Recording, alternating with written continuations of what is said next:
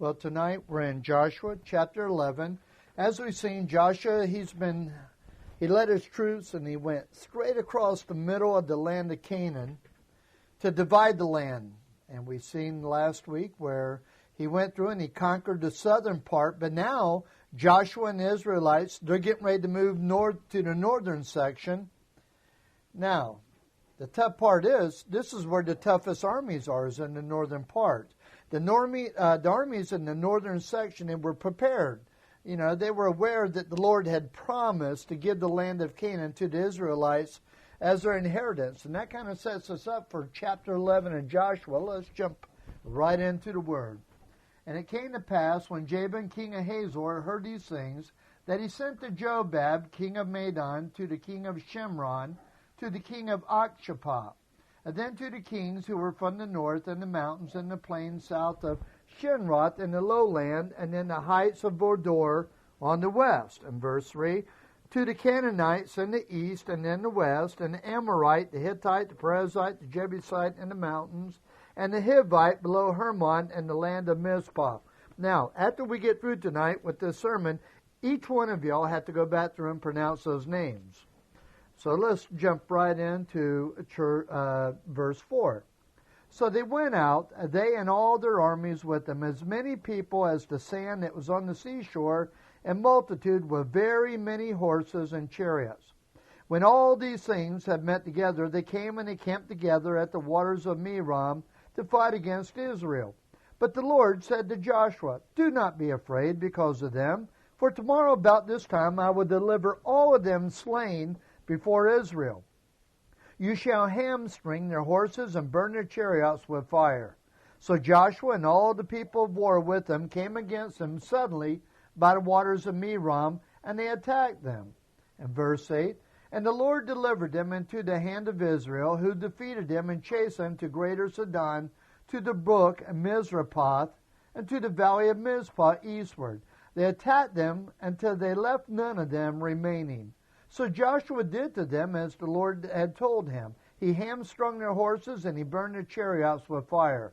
Joshua turned back at that time, and he took Hazor and struck his king with the sword, for Hazor was formerly the head of all those kingdoms. And they struck at the people who were in it at the edge of the sword, utterly destroying them. There was none left breathing. Then he burned Hazor with fire, so all the cities of those kings and all their kings Joshua took, and he struck with the edge of the sword. He utterly destroyed them, as Moses the servant of the Lord had commanded. Verse 13, but as for the cities that stood on their mounds, Israel burned none of them, except Hazor only, which Joshua burned. And all the spoil of these cities and the livestock, the children of Israel took as booty for themselves.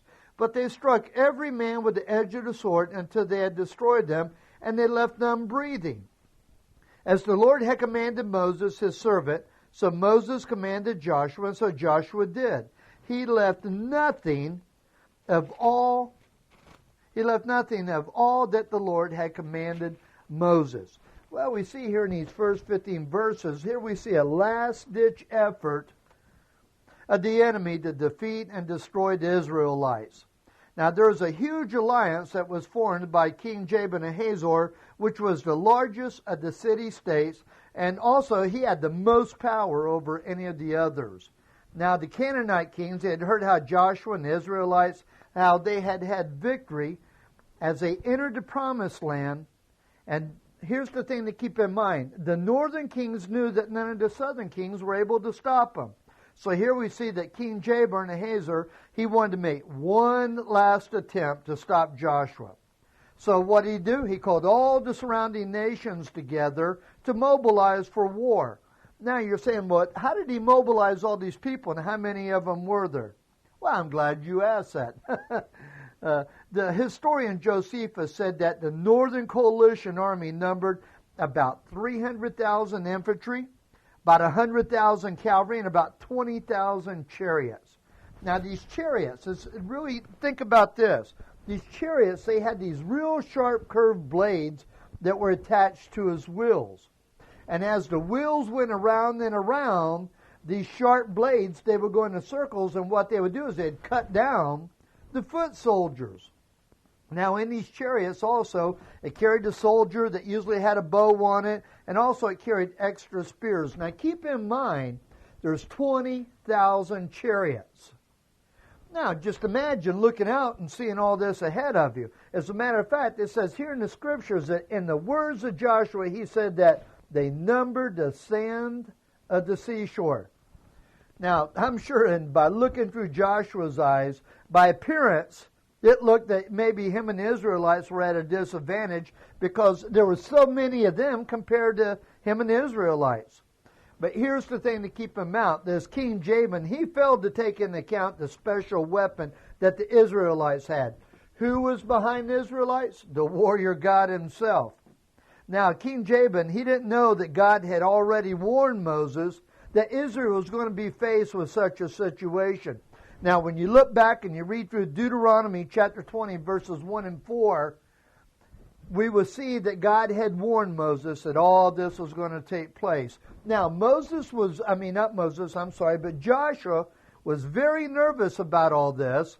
Now, keep in mind, if Joshua wasn't nervous, why would the Lord say to him, don't fear?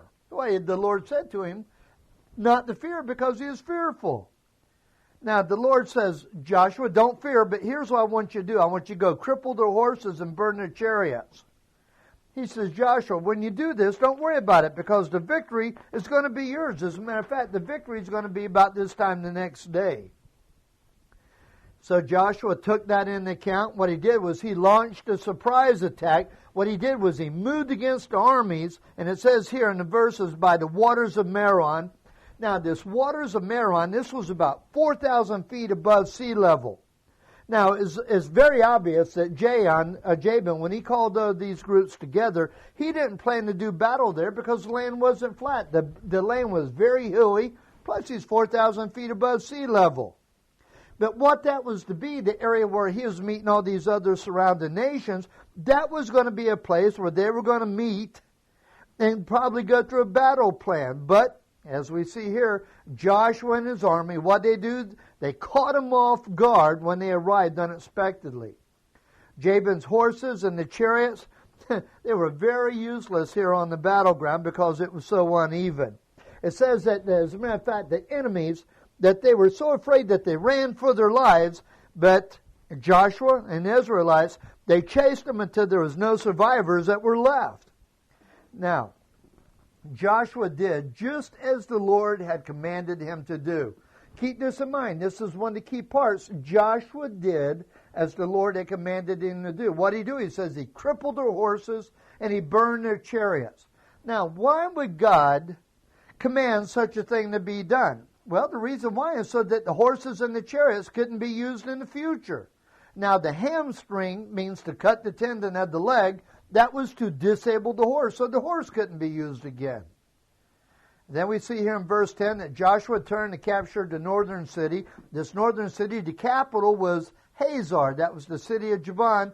It was burned. The other cities that stood on the mountains, it says that they were destroyed, but they were not burned. Now, perhaps maybe Joseph kind of felt that these cities that stood on the mountains, they would be useful to the Israelites who would later on that would settle there.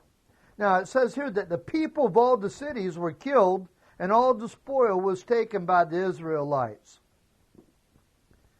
But I like this. Joshua had carefully obeyed all the instructions that were given by God.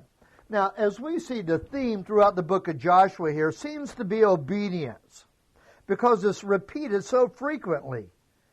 Because one of the aspects, I believe, my personal opinion, one of the aspects of the life of the individual believer is that he needs to be able to control their obedience to the Lord. You know, we always can't understand the understanding of maybe of others or maybe things that we're going through. Sometimes we just don't know why. Sometimes because we don't have all the facts. We can't control what other people say or how they treat us.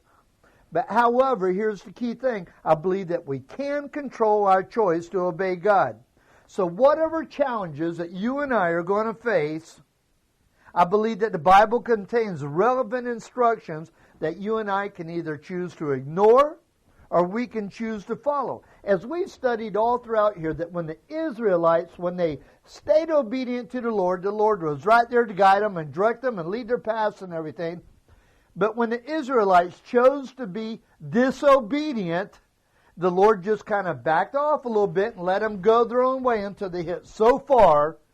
Then when they cried out to the Lord again and got obedient, then the Lord would then make His presence very, very known to them. So we see right through these verses, the first 15, that Joshua was very obedient to what the Lord had called him to do. But let's take a look here in verse 16.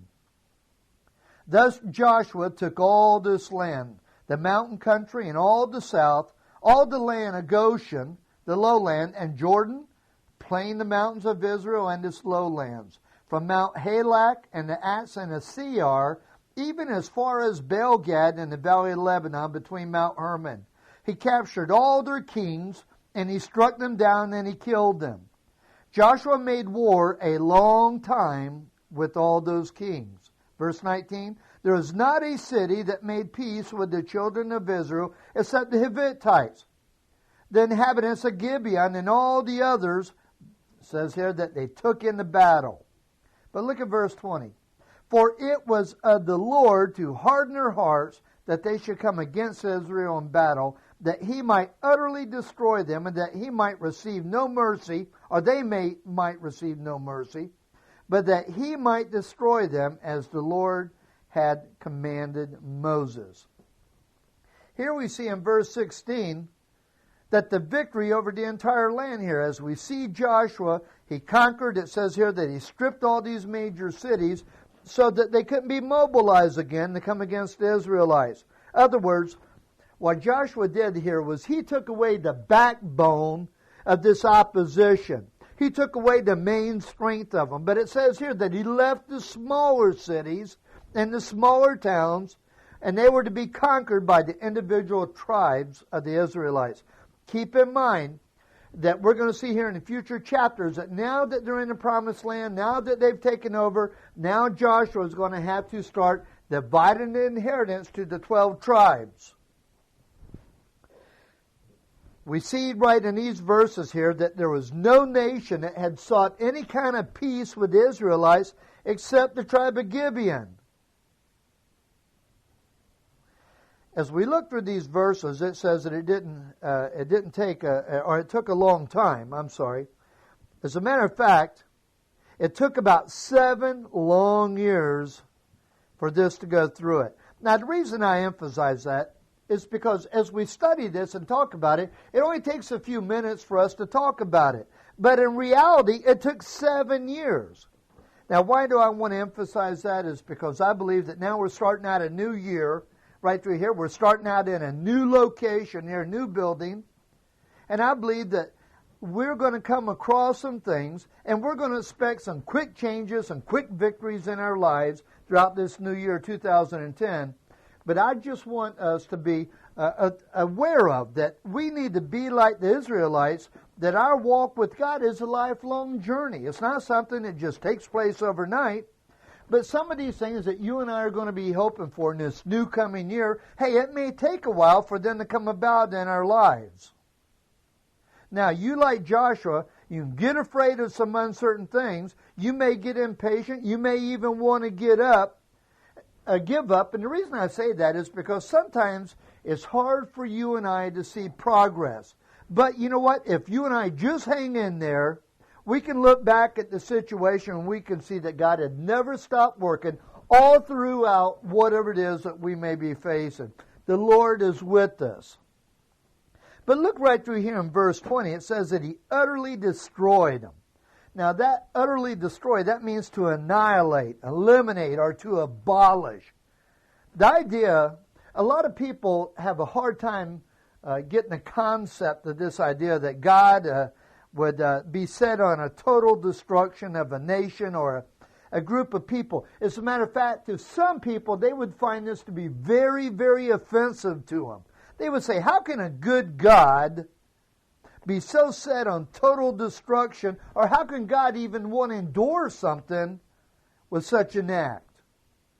Well, you know what? In looking at this here, you and I need to keep a few things in mind. You know, people can become so savage or evil or corrupt that they're beyond repair, they're beyond repentance, they're beyond hope. That's what's known in the Scriptures as a cup of iniquity. In other words, being full, being so full to the point that they overflow and they continue to overflow with all the evil and the sin in their lives. Now, here with the Canaanites, if you look back at Leviticus chapter 18, we'll see that these guys have been so vicious that Scripture say that they were into incest, they were into adultery, they were into child sacrifice, homosexuality, bestiality, and they were hostile to all of God and God's ways. Now, history, as you and I go back and we look over it, history has shown that such behavior as this, it can be true in an individual person's life, but it can also be true in nations. Now, it doesn't matter whether it's an individual or a nation. God just wants justice, and God is going to execute judges against whether it's a person or a whole nation of people. Now, one reason I believe that God was wanting justice against these Canaanites is because He was just protecting His people, the Israelites. Some people say, I just have a hard time understanding that God is a God of love. Well, you know what? God is a God of love. But the Scriptures are very clear to tell us that God is also a just God. You know, and that He does not allow injustice to go unpunished. If He did, then He'd be a God of evil.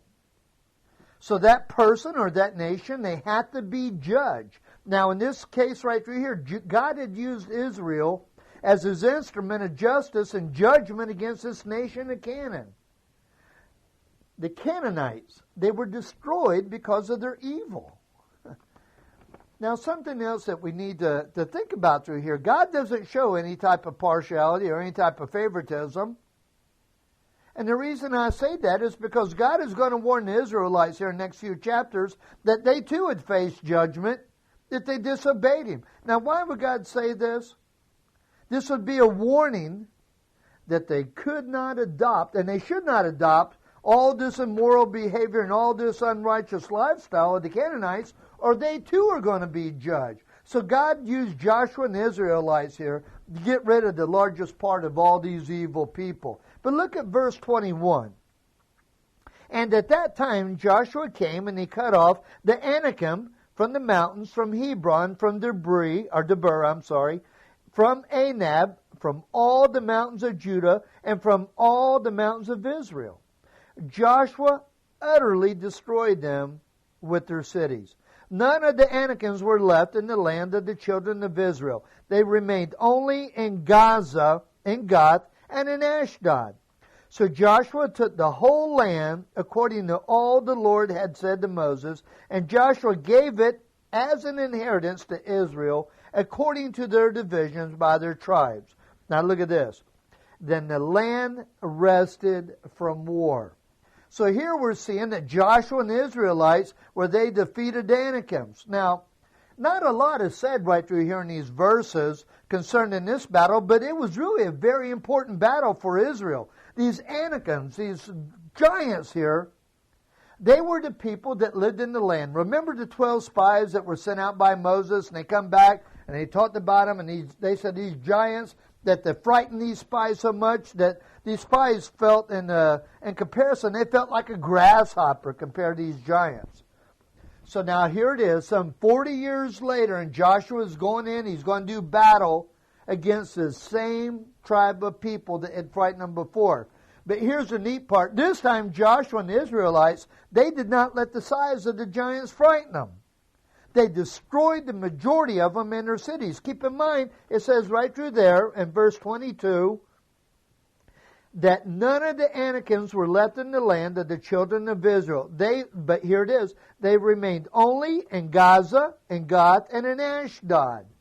So here we see that there were some people that were left in these three cities, and later on, we're going to see a couple more fellows come out from these areas. Number one, King Saul.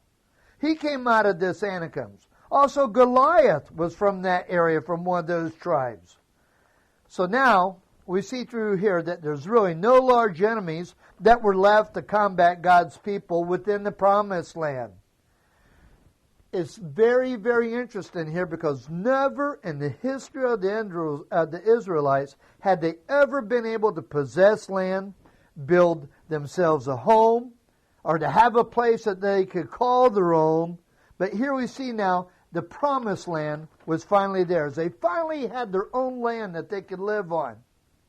And it says here in verse 23 that then the land had rest from war. We see that this closes the first section of Joshua. Now in chapter 12, next week, we're going to see where it gives us the list of all these defeated kings, and then we're going to see the distribution of the Israelites' inheritance, the Promised Land.